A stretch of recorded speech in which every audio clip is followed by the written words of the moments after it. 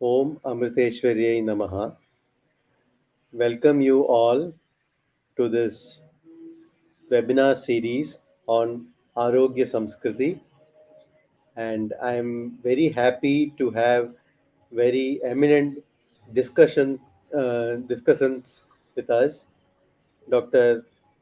Ganti Suryanarayanamurthy, Dr. Jaydeep Menon, and Dr. P.M. Unnikrishnan with us. And I now invite Swami Shankaramritananda Puri, Dean, Amrita School of Ayurveda, to talk, to give an introduction about this.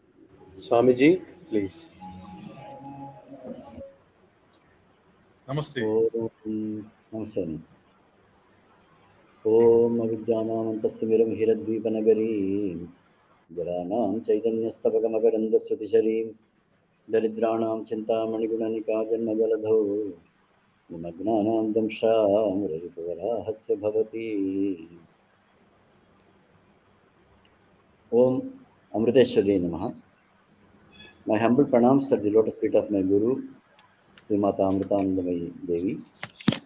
My pranams to all the eminent personalities who have joined this program.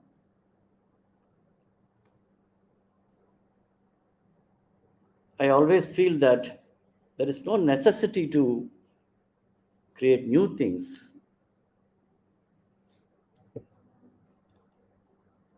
We don't have to capture a new area of knowledge. Everything is, take any Indian knowledge system.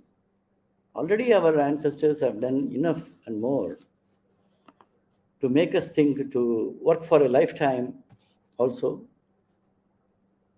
I always admire the music compositions of our great ancestors. Even we have a small portion of it, we are not unable to make it again, to create it again. Nobody can write a text like Vagbhadacharya has written, like Ashtanga Hridaya. The same way, every system they have that came from men of perfection. So there is all of we can take those heroes in our minds and think about them and then contemplate on their works for a lifetime, and then add on to that to the contemporary society, whatever changes that is required, whatever way that we have to present it, we have to do that. That itself will become a great achievement in our lives. That's what I generally feel. So Arogya Samskriti is also having a same, I have the same idea. Not only in Ayurveda, Ayurveda is of course a medical science. In other areas also, Ayurveda is a reflection of what our culture is actually. To the context of health, that is what it is teaching us. So there is no wonder that it is going to talk about medicine. But even in other Vedic texts also have a lot of ideas about health. I will say two or three and finish my talk. There is a Shanti mantra, Bhadram Karnebhi Srunyama Devaha, Bhadram Pashyema Akshabhirijatraha, Sthirairangai Suštuvagam Sastanubhi, Vashema Devahitam Yadayo, Swastina Indro Vruddhasravaha, Swastina Staksho Rishtanemi, Swastino Brihaspati Dadhatu is a Vedic mantra, a Shanti mantra. Let me hear until my death, until my death.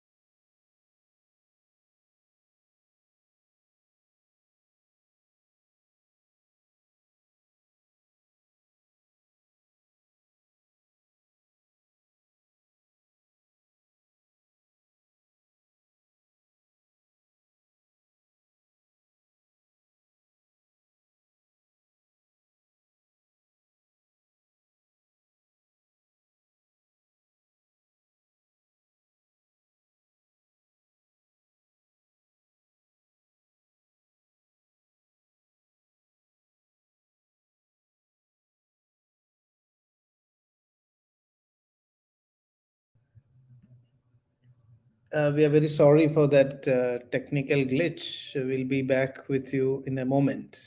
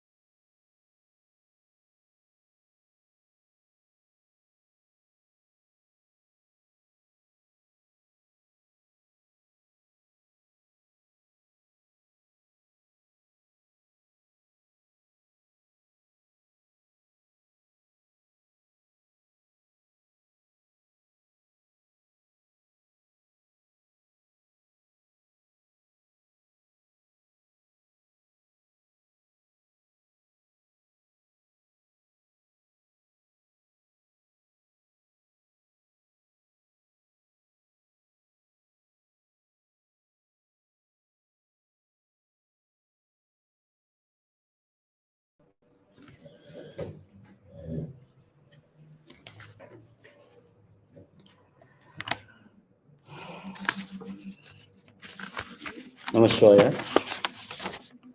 There was some disconnection, so I could not be continuous. So I was speaking about the Vedic mantra, which states that let my ears be ears see clearly, let my srotrendriya, let my eyes see clearly, let my hands and legs and other whole body may be strong, healthy, to achieve the highest purpose of life, that is the self-realization, is the Shanti mantra of many of the Upanishads. So it emphasizes the need for keeping a healthy body, to keep healthy organs. Jnanendriyas and karmendriyas should be very strong until the whatever the God has given, until that day, we should be able to perform, we should be able to live a dynamic life, is the prayer. So similarly, Maheranaya Chakshushe, there is a Sandhyavandana mantra.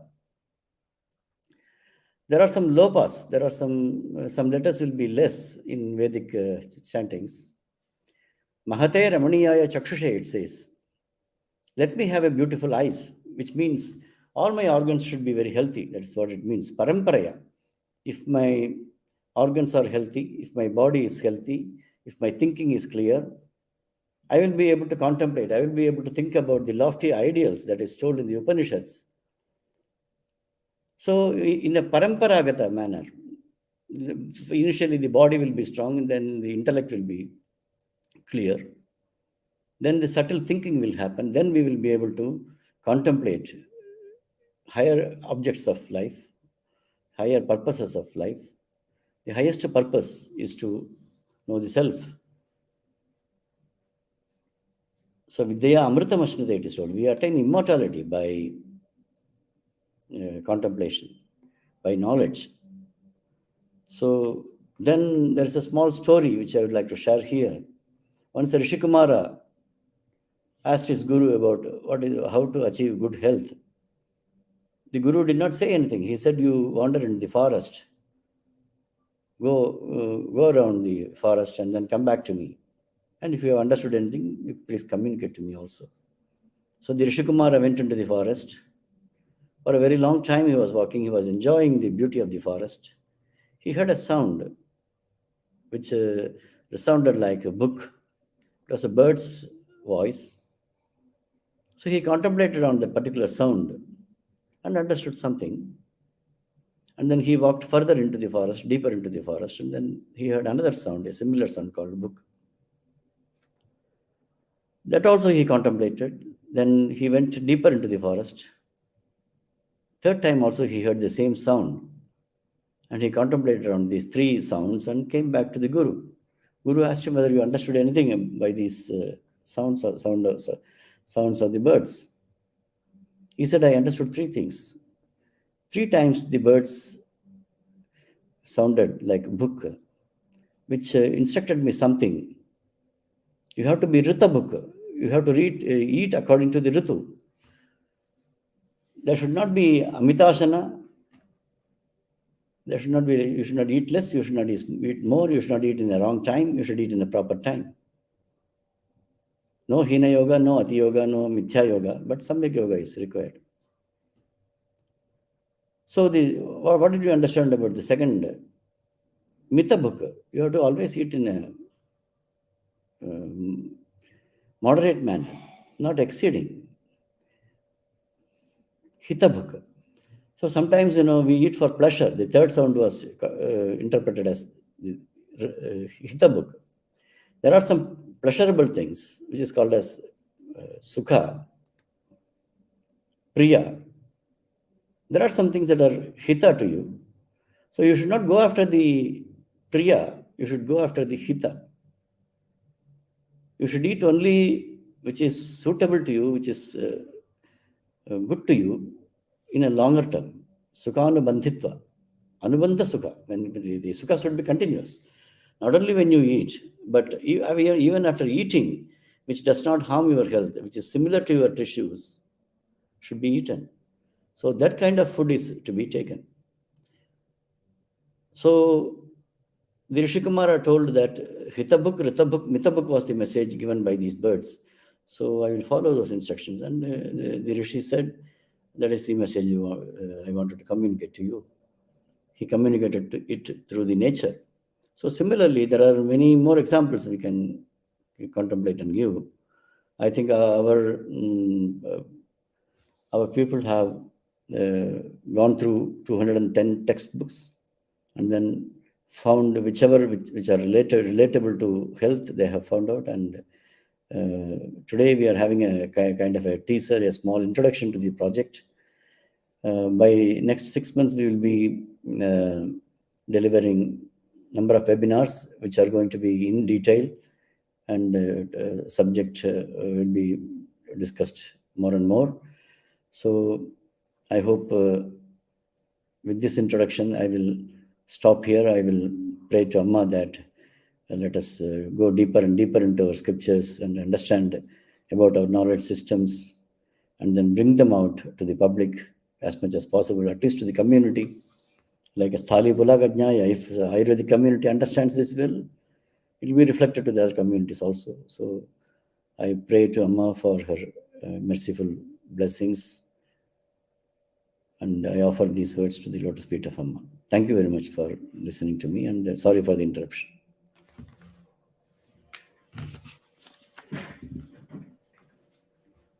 I would like to now invite Swami Achyutamrita ji to say a few words.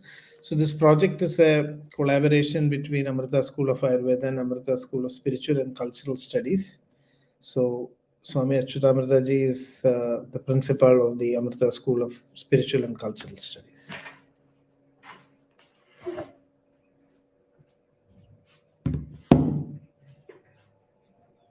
Om Amriteshwarye Namaha. Vande Guru Parambaram. Vindeya Devadam Vacham Amradam Atmanah Kalam.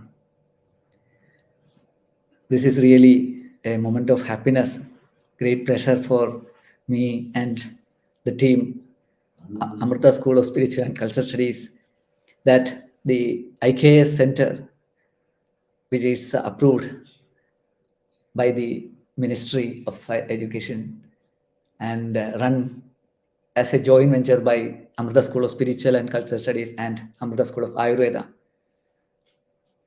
Has focused have three special areas of work, and the area which is related to Ayurveda, that is the medical heritage of the health information in non-medical Sanskrit literature. That is the topic of focus, and it is taken up by Dr. Ramanohar as the principal investigator. And it is a matter of great pleasure that the work is progressing in great speed. And when we think about or reflect on the health informations, health related wisdom that is imparted from non-medical literature of Indian tradition, especially Sanskrit tradition, from a very layman's knowledge. I am not an expert in Ayurveda, but having some exposure to Sanskrit literature, even though I am not even a person from Sanskrit literature area, but out of curiosity, I have gone through some of the Sanskrit works as a student, and I have found that there are many really great informations regarding medical matters or health related matters in our Sanskrit literature, and in all maybe regional language literature also. An abundance of such informations will be available. There is no doubt. Anyway, from Malayalam literature, from where I am coming, and my area was Hindi language and literature. From Hindi literature also, if we search, explore the literature, you will find a lot of information about health from other sources. For example, in Tulsidasa's Ramacharita Manasa Roga is explained in detail. How the mind is inflicted by disease and how it can be cured. The instructions or the advices of Yoga Shastra is really described there or presented there by the great poet Saint Goswami Tulsidasa. And it's a very vital topic or vital prakarana episode in Tulsidasa's Ramayana in the Uttarakanda. The Manasaroga Prakarana is discussed a lot in Hindi literature when we discuss Hindi literature. And when we come to Sanskrit literature, the famous quote from Kalidasa's Shakuntalam is there. That is Sharira Madhyam Khalu Dharma Sadhana. And if we go to Raghuvamsha, when the decline of Raghuvamsha is described by Kalidasa in the 19th Sarga of Raghuvamsha, the king Agnivarna, he lives a life of licentiousness and the dynasty comes to an end. There is no much history of Raghuvamsha after Agnivarna's rule. And there is a beautiful sloka written by Kalidasa.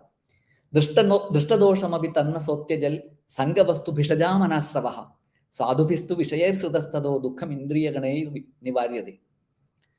So even though the doctors or the Vaidyas instructed that you should restrain yourself, you should refrain from indulgence, excessive indulgence in sense objects, the Agnivarna couldn't do that. He found that it was harmful for his health. He was leading such a licentious life that he became a sick person, a very a chronic patient. And he understood that these things will afflict, will make my health more worse. But Drishtadoshamai Tanna Sotyajal Sangavastu Bishtajamanasrava. The doctors instructed him again and again, but he couldn't get rid of those addictions. And the poet Kalidasa, the Rishikavi, says, Swadubhistu Vishayar Kritastado Dukkham Indriya Gano Nivaryade. Once the sense objects are addicted to of objects that are pleasing to the senses, then it can be controlled only with difficulty, or it is almost impossible to bring them back from the objects of addiction. So there are such many statements in our Sanskrit literature. And as Revered Shankaramridanta Swami was speaking, I would like to add another point in that episode where a person, actually a bishak, a Vaidya, was asked koruk by some birds. And the answer Shankaramritananda Swami gave was a sloka, was a Rudabuk, Mridabuk, and Hidabuk. There is another version also. This Vaidya answered to that birds, Kale Hidamida Bhoji, Kratachangramana Kramena Vamashayaha, Strishu Yadatmajayo, so Nara Saha Naraso Aruk. That one who takes food at the right time, Hita Mida Bhoji, Kale, at the right time, that which is conducive to health, and as well as in a limited quantity. Then Kratachangramana, after that, walking a few steps, Kramena Vamasheha, and laying down on the left side, Strishu Yatatmajayo, and controlling senses, in not indulging much in sense objects. Yo Naraha Swaruk. That kind of a person will be healthy. This was the answer given by this Vaidya, according to a Malayalam work, which is famous in Kerala, which is called Aitihya. So such great jewels of knowledge regarding health is available in works which are not really related to Ayurveda or medical science. So this project, this IKS topic that is taken up by Dr. Ramanoharji, which is this health information in non-medicinal Sanskrit text, will add to our rich knowledge bank that we have in India regarding the knowledge systems of India, especially the Sanskrit literature, how it can enrich the health knowledge of India is a very, very interesting thing, and it will be very fruitful and very fulfilling work also. So this webinar is the first one in this chain of webinars which are going to be conducted, and I'm really happy, and I pray to Amma to shower her grace for this endeavor to become a great grand success. With this prayer, I wind up. Om Amriteshwari Namah.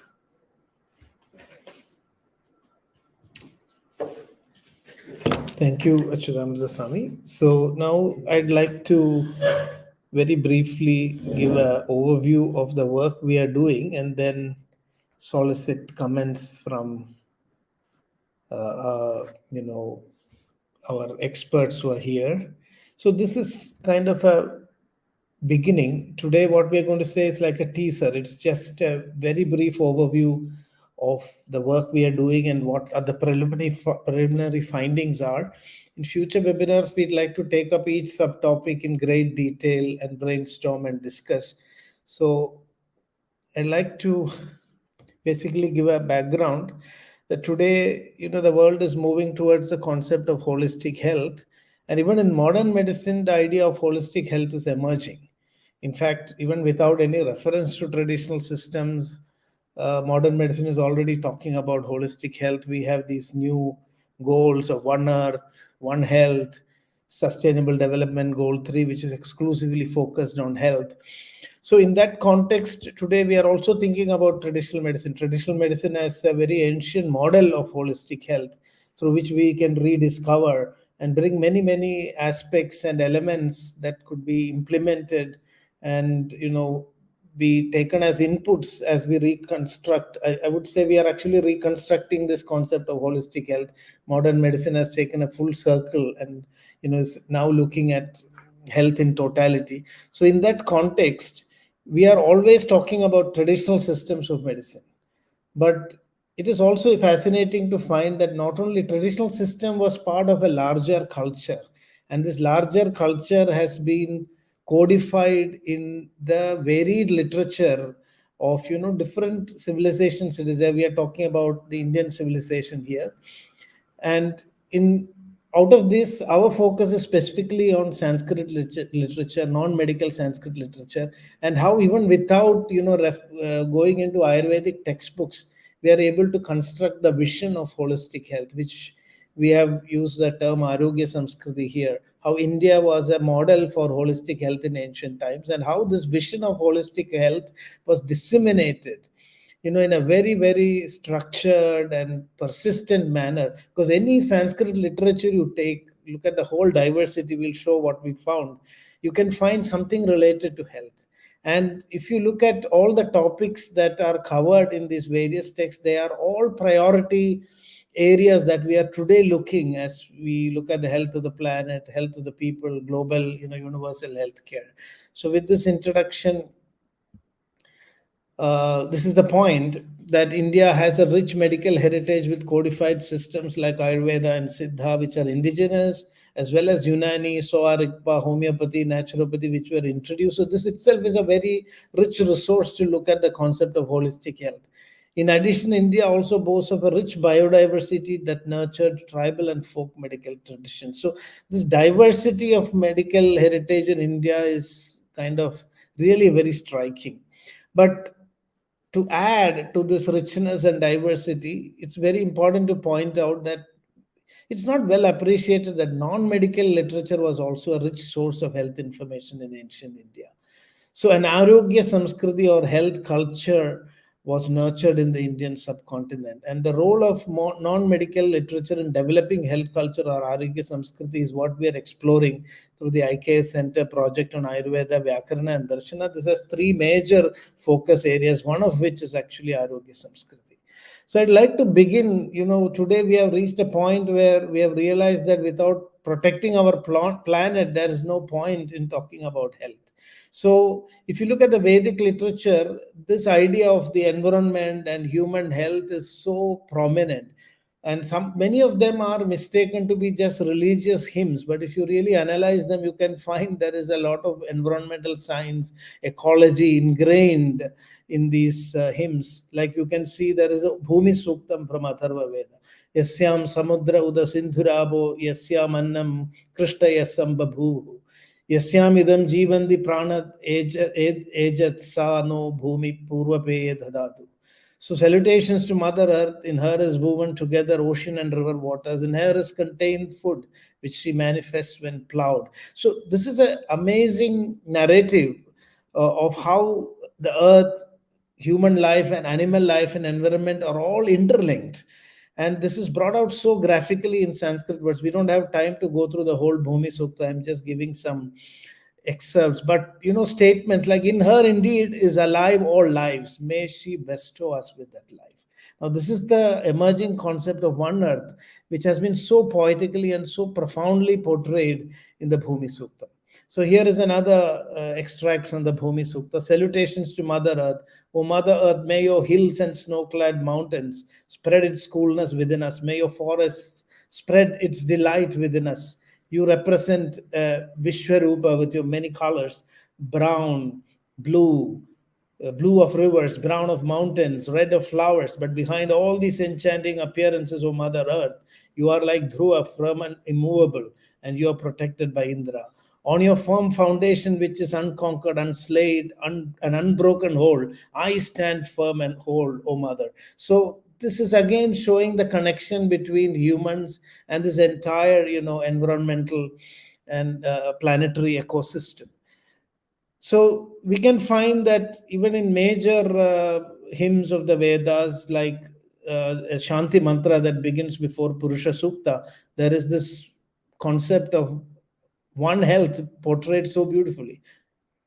This is again one earth. Om Dyav Shantihi, Antariksham Shantihi, Prithvi Shantihi, Apas Shantihi, Oshadhaya Shantihi, Vanaspataya Shanti, Vishwe Deva Shanti, Brahma Shanti, Sarvam Shanti, Shantireva Shanti, Sama Shanti Redhi, Om Shanti Shanti Shantihi Om. So may the universe, the sun, moon, stars, galaxies be in peace and harmony. So this is the beginning of the holistic worldview. I mean, holistic health emerged from the holistic worldview, which saw the whole universe as a manifestation of one undivided consciousness. So may the space between the earth and the sun, moon and the stars be peaceful and without pollution. May our Mother Earth be happy and peaceful and free from all pollution. May all the waters be peaceful and free from pollution, the oceans, rivers, drinking water and rain, and so it goes on. May everything in and out be peaceful and in natural harmony without pollution. May peace itself be real peace, not artificially maintained by military and police forces or balance of nuclear power. And last but not least, may that natural peace, harmony, and unity blossom and flourish through us. Let there be peace physically, mentally, and spiritually. And Apart from the Bhumi Sukta, this is most often confused. We also have Bhu Sukta, which is, another suktam. If in anger I have scattered you, here is the reference to the harm that humans do to Mother Earth, and then efforts to actually rectify it. If in anger I have scattered you, in rage or through misadventure, may you rectify that offense of Agni, and again we rekindle you. Whatever of you scattered in rage was spread over earth, that the Adityas, all gods, and the Vasus, all of gathered together. The Shanti mantra of Purusha Sukta is also a very beautiful, expression of this idea of one health. Tachamyo Ravrini Mahe Gatum Yatnya Padaye Daivi Swasti Rastuna Swastir Manushebhya Urdhvam Jigadu Bheshajam Shamno Astu Dipadesham Chatushpade and Om Shanti Shanti Shanti. So this very idea of Om Shanti Shanti Shanti itself is a synthesis of holism, looking at health in a multidimensional manner. And we worship and pray to the Supreme Lord for the welfare of all beings. May all miseries and shortcomings leave us forever, so that we may always sing for the offering and sing for the Lord of offerings. May all medicinal herbs grow in potency, so that all diseases may be cured. May the gods rain peace on us. May all the two-legged creatures be happy. And may all the four-legged creatures also be happy. May there be peace in the hearts of all beings in all realms. So I don't know if there is a better way to express this idea of holism, of this interconnectedness, understanding that everything is a manifestation of one consciousness. The whole contains all the parts, and in the parts is also contained the whole. So we have also very powerful ideas about universal health coverage. Health was given utmost importance. Like Mahabharata, for example, says, Ekata Kradava Sarve Sahasravara Dachina, Anyado Roga Bhidanam Praninam Pranarakshanam. On one side is all the meritorious actions in the world, on the other side is the merit of offering care to living beings afflicted by pain and fear of disease. So you can see how this was weighed. Providing health care to society was considered one half of all the merit that a human being can do. Iha chatvari danani proktani paramarshibhi vijarya nana shastrani sharmanotra paritracha bhirebhyas chabhayam deyam vyadhidebhyas tadaushadam deya vidyarthine vidya deyamanyam chudadure. So there are just four major gifts that the world can offer to itself. One is giving refuge to those afflicted by anxiety and fear. Mental health has been given the primary importance here. Nobody should be suffering, mentally. Giving medicine and treatment to the sick, that is then giving physical, health. So mental health, physical health, and then awakening the individual with knowledge, and then giving food to those who are hungry, so that life can be sustained. It's also very interesting to find that apart from preventive health, like the Skanda Purana, for example, mentions Arogyasamskriti yakuryan mahavaidya puraskridam sarvopakaranopedaam tasya punyaphalam shrunu. What is the merit of creating an Arogyasamskriti? An Arogyasamskriti, I think, should not be translated as a hospital. It's a health workshop, a workshop for recreating health. Arogyasamskriti. Shala is like a workshop, and Arogya is, health. So Mahavaidya Puraskridam, if you create an Arogyasamskriti, a hospital in modern terms, a health workshop in ancient times, where the most eminent physicians are brought together, Sarvopakarano with all the facilities and infrastructure. This is like a multi-speciality hospital that we are visualizing today. Imagine what is the punya for such a person who creates such a hospital. This is mentioned in Skanda Purana. So preventive health as well as curative medicine was given equal importance.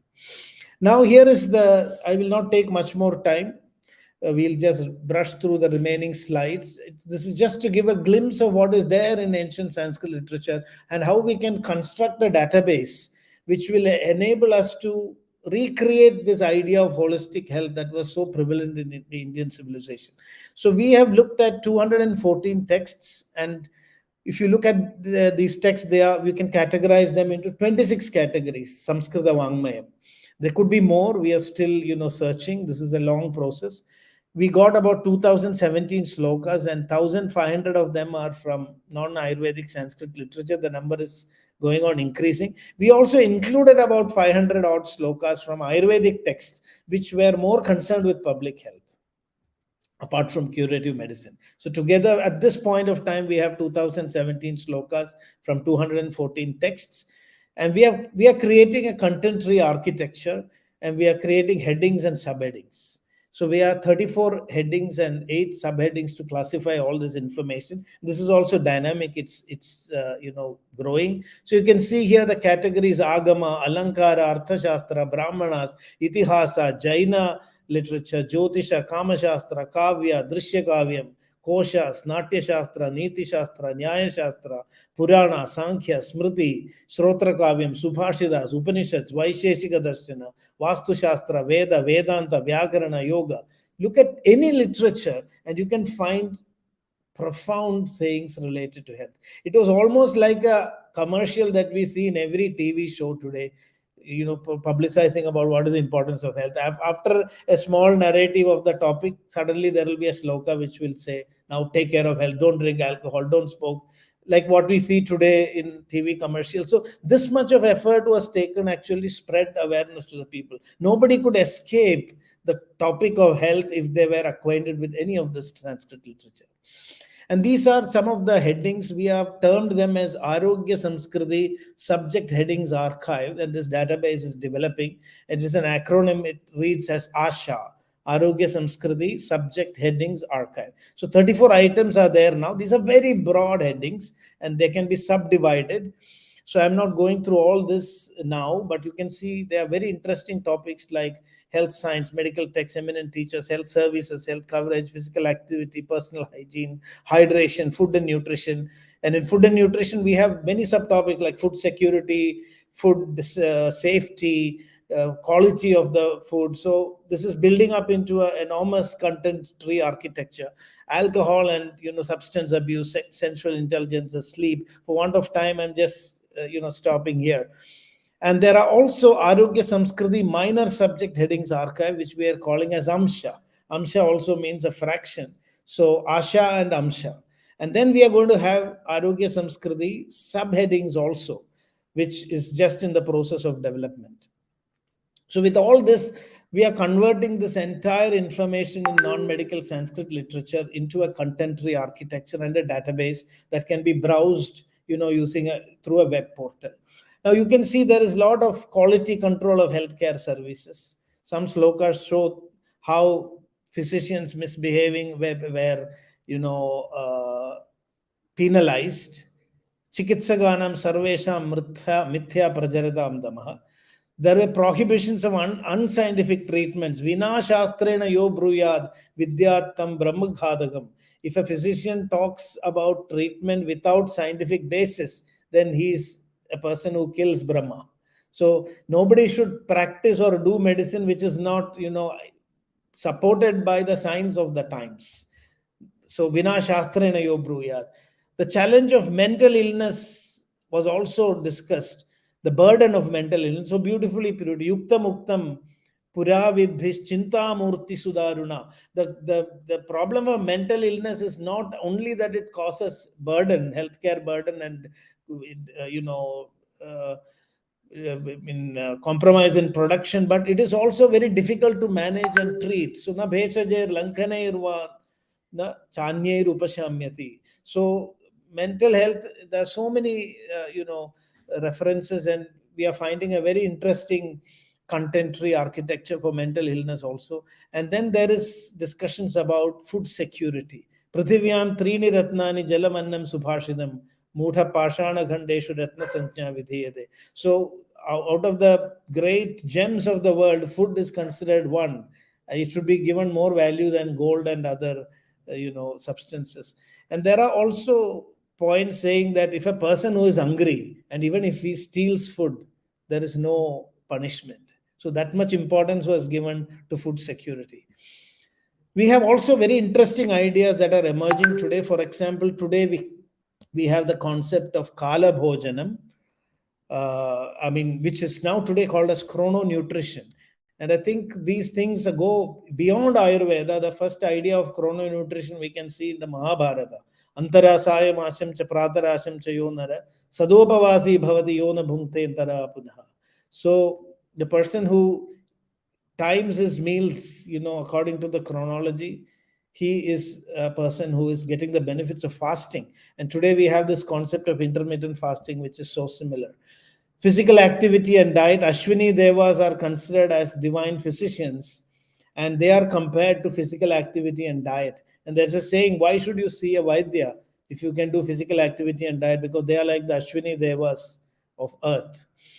So alcohol and drug abuse, there was a lot of effort to prevent this, and I was mentioning almost all the literature that we searched have in some context discussed about alcohol abuse and the need to prevent it.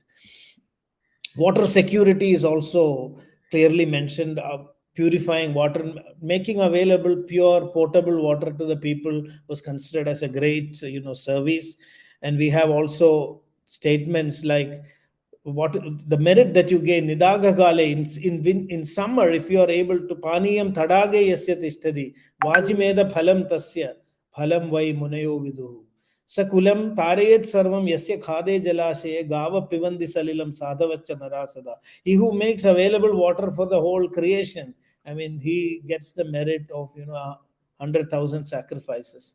So water security. So I think many of these things get lost when we look at it purely just as religious hymns. I mean, it is actually rishis were polymaths. I mean, they knew how to synthesize multiple disciplines of knowledge together and put them in a way that carries the essence of the message to the public. So this is just a glimpse. And today, when we are moving towards only one earth, one health, and sustainable development goal with good health and well-being as a major goals, we are exploring how traditional medicine can also contribute to this whole process. And in this particular project, we are going beyond traditional medicine into the whole culture and civilization the process that brought this idea of health through all the literature that was created earlier. Achyutam Swami was mentioning that not only Sanskrit but all regional languages will also have wealth of such information. I think revisiting this will enable us to learn some new lessons as we move forward to creating a society that focuses on the goal of holistic health. So with that, I will stop here. And now it's time to invite our esteemed experts who have graciously found time to join us. So I'd like to invite Professor Ganti Suryanarayana Murthy, Dr. Unnikrishnan Ayapalli, and Jaydeep Menon sir to this forum. And I'd like to start with Professor Ganti Murthy sir. He's the national coordinator for the IKS division at AICT, the Ministry of Education. And he's from IIT Indore. And he has such a passion and enthusiasm in promoting Indian knowledge traditions, and especially their scientific evaluation and application for modern times. So I'd like to invite Sir to say a few words. नमस्ते मातृभ्यो नमः पितृभ्यो नमः गुरुभ्यो नमः सभायै नमः सभापतिभ्यश्च नमो नमः other pranam to all the vidwadjanas there. I hope I'm audible. Yes, very much. Excellent. Thank you so much. This is such a wonderful thing, Raman Manoharji. I was so excited to look at the presentation that you were giving. And this is such an exciting thing because as Puja Swamiji was also saying earlier, we need to be looking into other regional languages as well. As he was mentioning, different knowledge that is there, medicinal knowledge that is there in all the different Bharatiya bhashas. I was reminded of this thing. Proverb from Telugu because that is my matrubhasha. So there is something called kukkakaatuki chippu dabba dubbu. So that essentially means when a dog bites, there is a grass that grows. It's called chapa dubbu. That means it's like called a fish grass that grows near the rivers. So the idea was for a dog bite, you actually get that juice of that plant, and then that can treat the dog bites.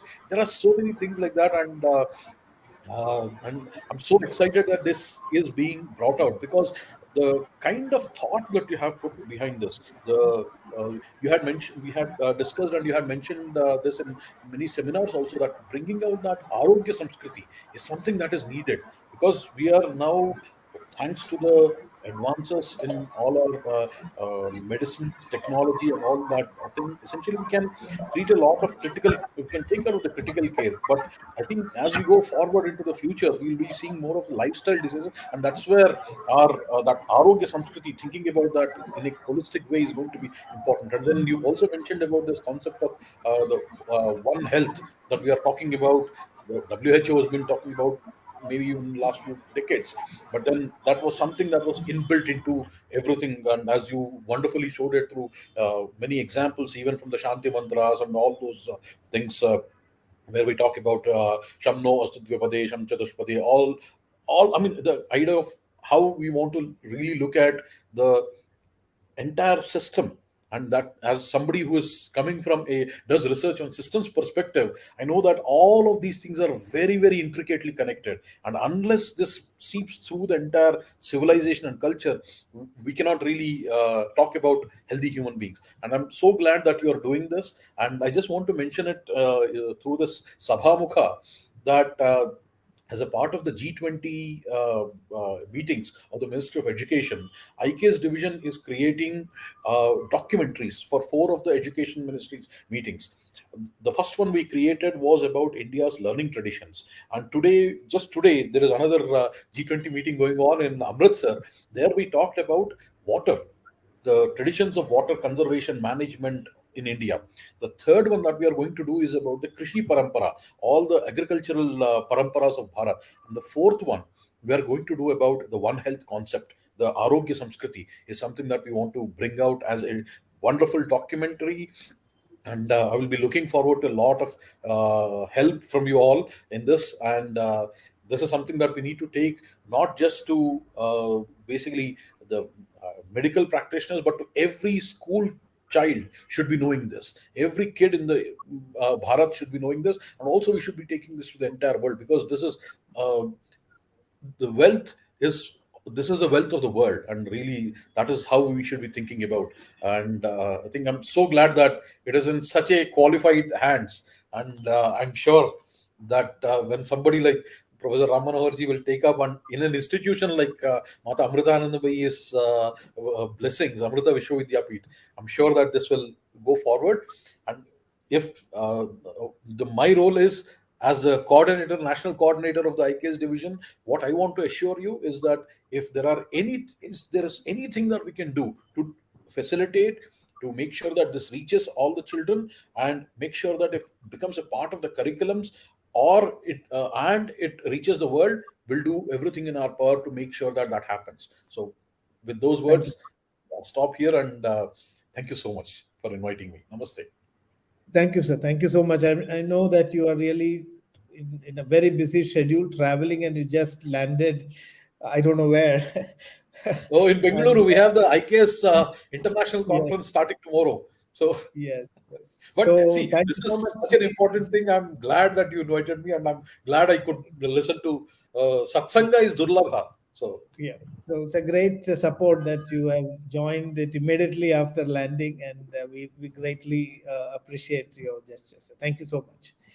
I'd like now to invite Dr. Jaideep Menon. He's a professor of cardiology at Amrita Hospitals in Kochi, and he's also a public health specialist, and he's the lead of the Integrated Holistic Health Working Group, that is being coordinated for the C20 at Amrita. So I'd like to ask you, sir, your views from a public health perspective. Since we are all working together to bring this idea of holistic health, what do you think? I mean, what do you think about such, information and the heritage that we have? In what way could we streamline it to address the goals of the present day? And you can also be critical. I mean, what are the areas where we must look at it very critically? And so we'd like to hear from you, sir. Okay. Om Shri Amriteshwaraya Namaha. Thank you, Dr. Ram Manohar. I'll just give you my take. I'll just divide it into two sections. One is on One Health that you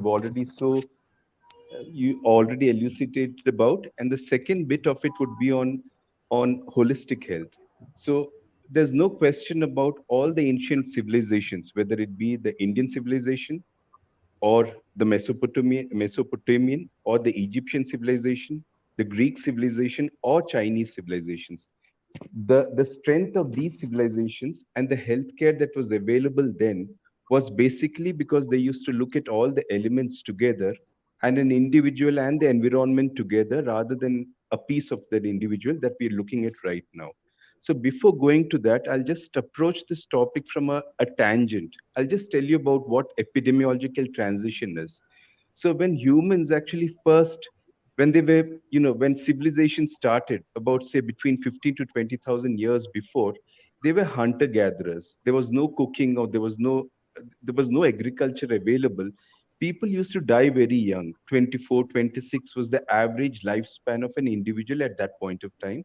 And the usual causes of death were actually infectious diseases.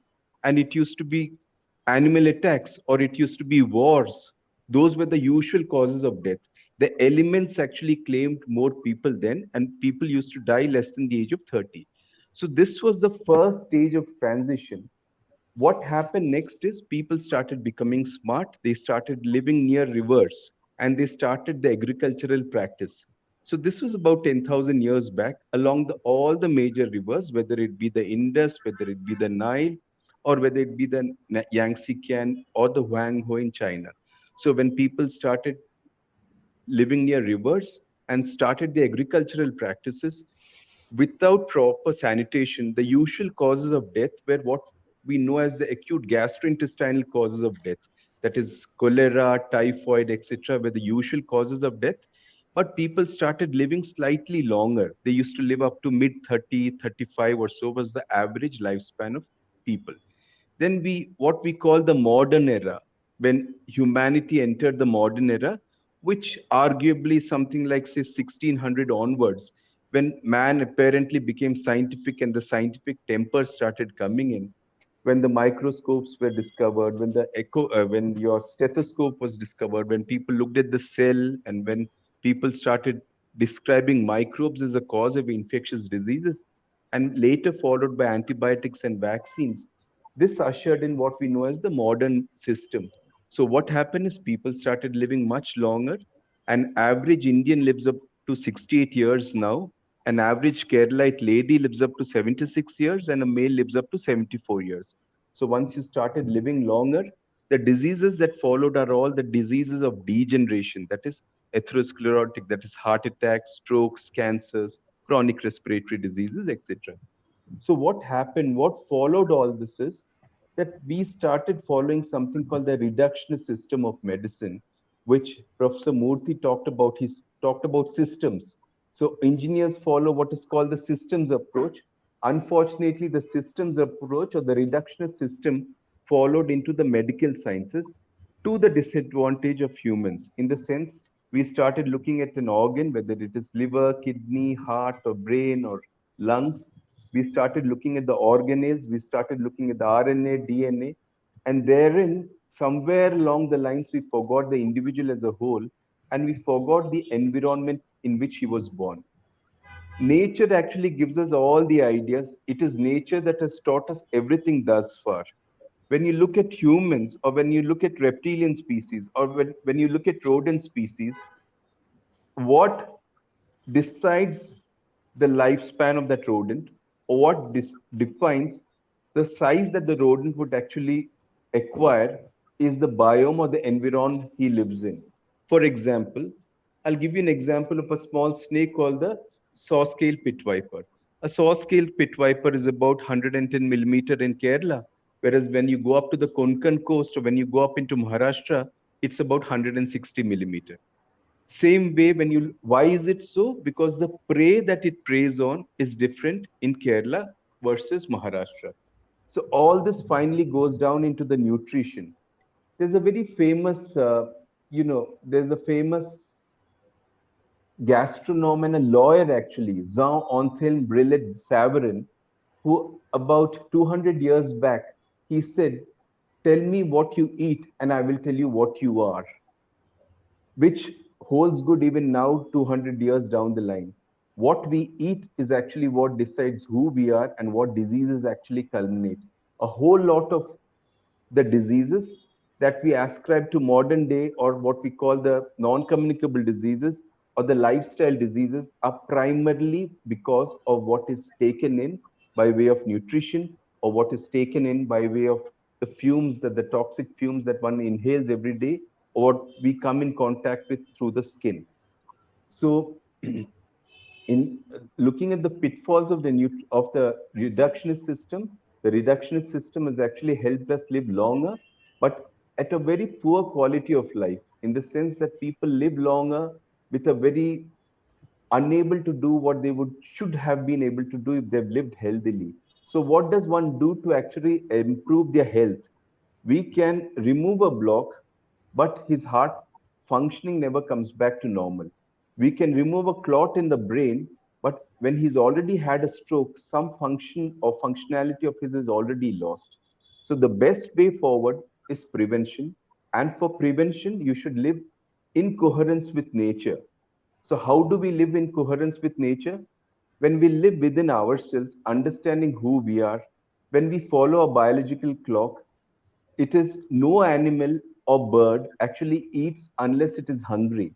If a lion sees a deer in front of it and it's already eaten, it's never going to kill a deer because it's got no refrigerator to put the venison in. Whereas a human being is never like that. However full you are, you always have some space to fill in something more. All this over ages is what actually leads us into disease. Now, going back into nature, when you look at all the great conquerors of the past, you have Attila the Hun, who died at I think 40 or 45 years of age. Alexander the Great died at 33 years of age. Akbar lived up to 64 or 65 years of age. Genghis Khan lived up to 63 years of age. Hitler died at 35 committing suicide. Whereas you had this gentleman called Hippocrates, who lived up to the ripe old age of 2,500 years back, who lived up to the old age of 104.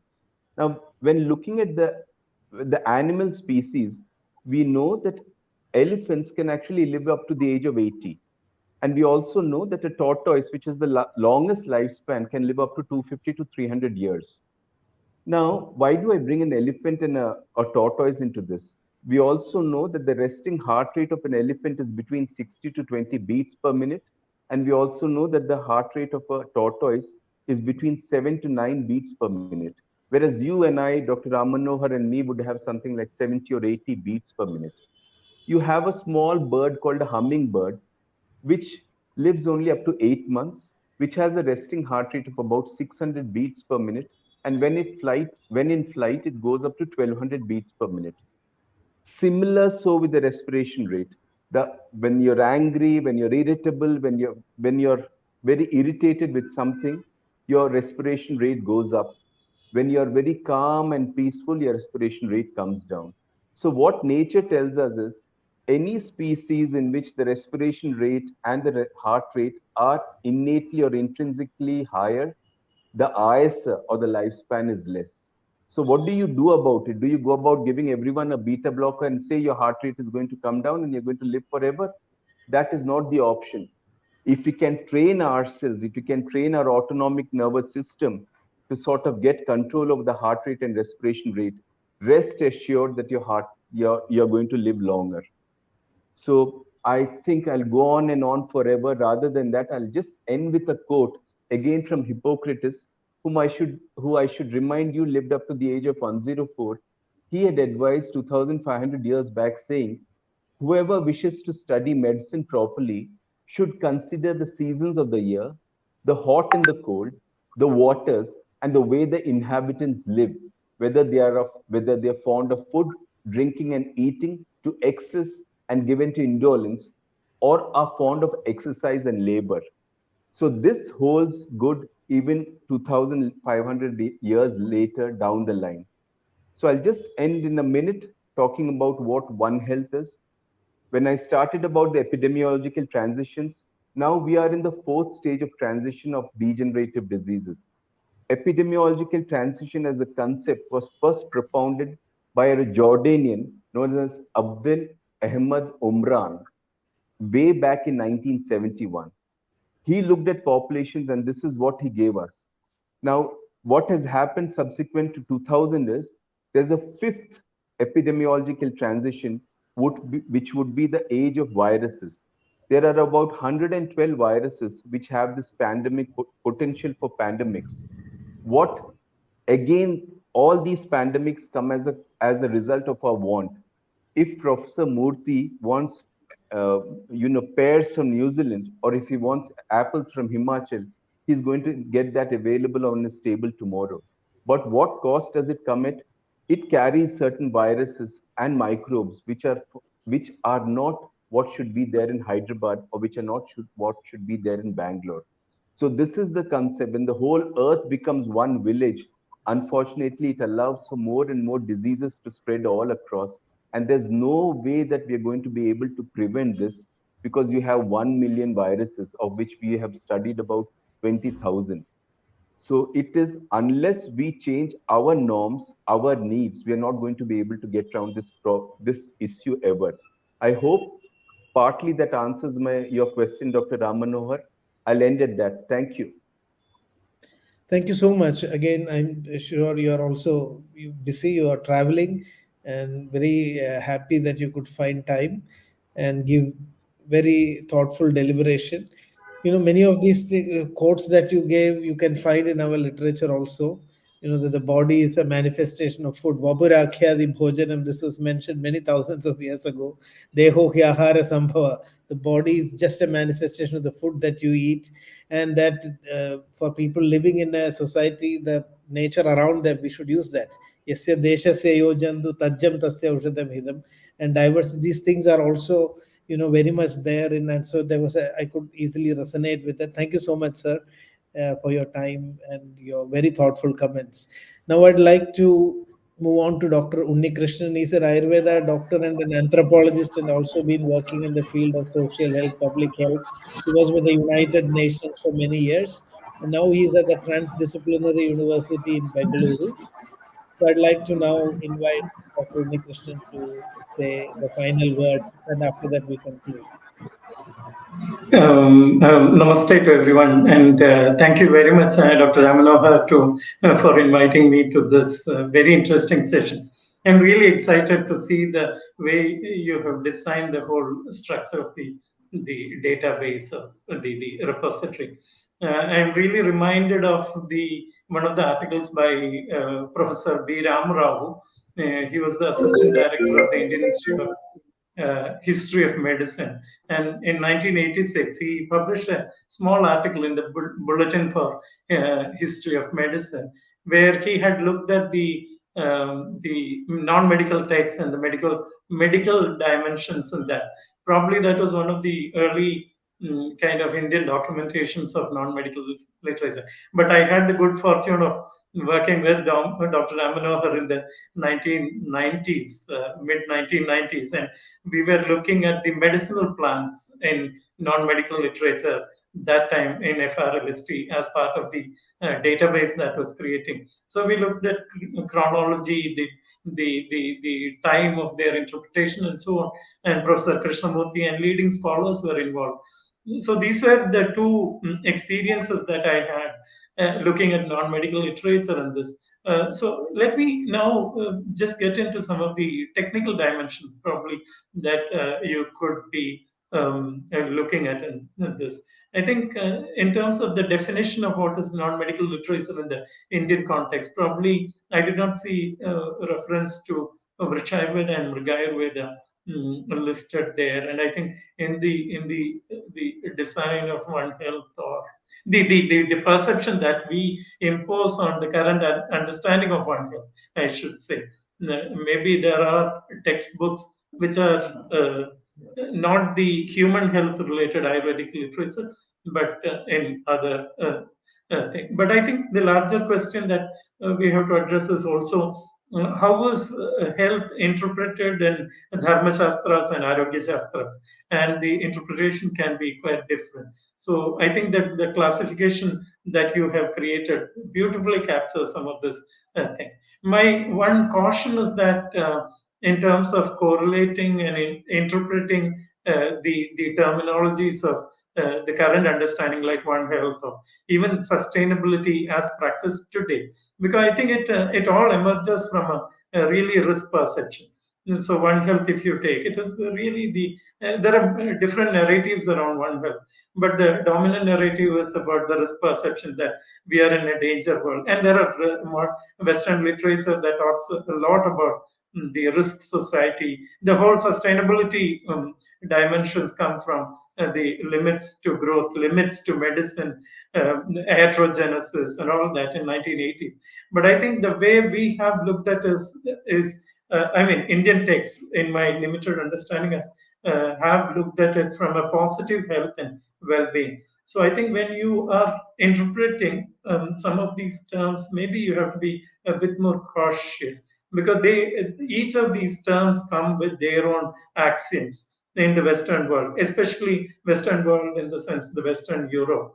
I mean, it really differs from the Eastern European understanding, the Orientalist kind of understanding. So I think, including Greece, I was, I mean, very reflectively listening to Dr. Jaydeep Menon. But I think the Oriental understanding, including up to Japan, the longest living population in Okinawa, if you take, I think they uh, uh, you can materially interpret that in different ways in terms of heartbeat and their pranagati and so on. But I think in that biocultural matrix, the way they live and they enjoy life, I think that needs to be mapped, and the Orientalism has a strong focus on this, and I think this is a good effort. So the correlations may need some annotations in terms of why you're correlating these terms, and with what background. But now let me move on to another dimension that I wanted to talk about. I think a lot of medical historical information, non-medical literature has been already mapped by anthropologists and sociologists and so on. But they have looked at historical, political, economic dimensions. Uh, but in the context of the social, cultural context is highly mapped.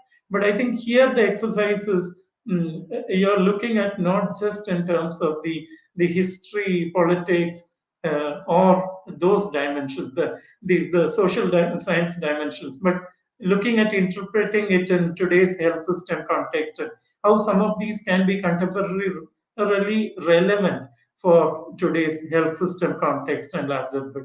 And in that context, I think you may need to, and this is your classical categorization of Indian texts in terms of Tattva Shastra and Vyavahara. The philosophical dimensions are much described in non-medical literature, but when it comes to, and to the on the Shastra dimension, if you go, they are little less in non-medical literature. But the Vyavahara aspect are much more also described. But those are plain do's and don'ts without a clear logic how to interpret. The second point I want to make is that this knowledge that you may be gathering may be specific to a scale and time, and that also needs a clear, thoughtful look. Now, there could be a lot of contrary views. Like if you look at even Vaidikiya Subhashita about water consumption, sometimes it says Bhojanante Vishapradam, sometimes it says it is good in beginning of the meal, etc., etc. So there might be contrary views, and I think analysis and interpretation, validity checks should follow the guidance of what is contemporarily relevant, and that I think should be the thumb rule. And so let me end by highlighting a few more points.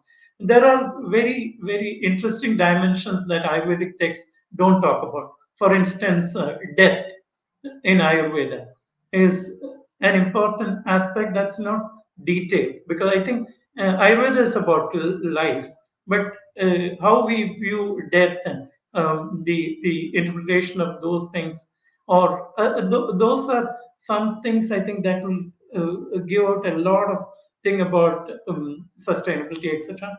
And for future, I think you can look at maybe non-medical vernacular literature, as described by the previous speakers. There's a lot. The medical narratives and travelogues or biographies, all those sources you may be able to get a lot of things. But most importantly, and my own work has been a lot about oral health traditions and intergenerational knowledge, non-documented.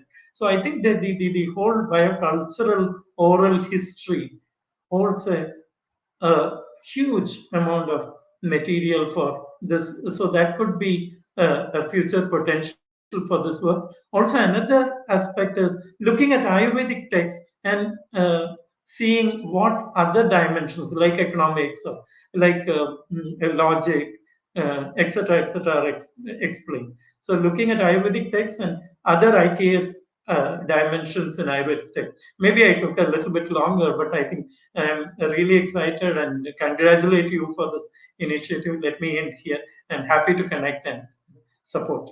Thank you. Thank you very much, Dr. Unikrishnan, especially for those words of caution. I'm very much aware of it. In fact, what we are trying to do is just, construct and categorize the information. We're going to be very much more careful when we interpret it. Today, of course, I was a bit enthusiastic in mapping it with One Earth, One Health, and I have to admit that that was not so carefully done. That was just to, this is just like a teaser. And yes, another aspect is also, in my own engagement with the classical text, I've clearly found there are three dimensions to it. One is the Tarkyam or debatable, where even they were debating. I mean, we don't need to take that as final or, but they are also very interesting topics that we could reopen up and, subject to more research and, so they were also debating. A lot of things were not concluded in those days, and they were quite open about it. So everything in the tradition, we don't need to take it in the face value. That's very much true. And then there are the things which can be verified, which have been verified, which have been established, which are still functional. I think this distinction is really very, very important. What we are trying to do is to bring a structure to all this information, create it into a database and present the core text as it is, so that it's very carefully interpreted. The original sources are there for everybody to see, and any interpretation can be questioned. So those layers will be preserved in this database, and the interpretation is subjected to debate, and it will evolve. And so that is what. And I think I'd like to. Jaideep sir was mentioning a lot about longevity, and there are a few things which have intrigued me. Like for the Sushruta Samhita, for example, when it talks about dead body dissection, it says avarsha chatikam. Make sure you have a dead body that is not more than 100 years old, because if you dissect a dead body that's more than 100 years old, you cannot learn anatomy properly. So I always ask this question: does it mean that in Sushruta's time it was difficult to get a dead body that was less than 100 years old? Because he's underlined it when he says, gives a guideline criteria for choosing a dead body for dissection. He clearly says avarsha chatikam. It should be less than 100 years. Don't choose a body that is more than 100 years, though it's easily available. So, we need to also relook many things. This how I don't think it was just a very smooth linear evolution. There are many complexities. Many civilizations evolved in very different ways. Like in the Vedas, it was always thought Shadayur Vai Purusha. That is what Ayurveda says. I mean, it's very easy, well known that a human being can live up to 100 years. Jivema Sharadashadam, let's all live for 100 years. That was how they thought about it. So I think there's a lot of research also to be done, a lot of things which may completely change the way we perceive about different civilization. Each, I think, followed their own path. There could be some commonalities, and I think Ayurveda also went through many of these transitions. So my own thing is, what we are presenting here is some material for research. I mean, and the core material will be presented as it is. And we would like debates and discussions to evolve around it, so that, at the end of the day, we get knowledge that is really curated and that is really helpful. And, to have a tradition that has such continuity, I think it's amazing. There must be something that has sustained it. And so if we can get to the core of it, then, we can unite it with all the modernity and the development that is happening. And then we can, the bottom line is that we don't have to start on a clean slate. And there's a lot in our tradition on which we could build the foundation. So with that, I think we will conclude. If there are no last remarks from any of the experts, I think we will call it a day. Thank you so much again for Thank you so much. Namaste. Namah Shivaya. Thank you so much. Yeah, all the best.